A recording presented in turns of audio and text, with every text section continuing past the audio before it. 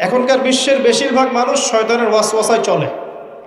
এ কারণেই শয়তানকে দূর করতে হলে কিছু আমলের প্রয়োজন, যেমন 5 ওয়াক্ত নামাজ, সবসময় ওযু অবস্থায় থাকার চেষ্টা করা, কোরআন তেলাওয়াত করা নিয়মিত, সকাল সন্ধ্যায় আল্লাহর জিকির করা এবং প্রত্যেক ফরজ নামাজের পরে তাসবিহ তাহলিল করা। কমপক্ষে সকাল সন্ধ্যায় 3 বার করে সূরা ইখলাস পড়া, কুল হুয়াল্লাহু আহাদ এটা পড়া। সকাল সন্ধ্যায় 3 বার করে সূরা ফালাক পড়া, কুল আউযু বিরাব্বিল ফালাক এটা পড়া। অথবা সকাল সন্ধ্যায় 3 বার করে সূরা নাস পড়া, কুল আউযু বিরাব্বিন নাস এটা পড়া।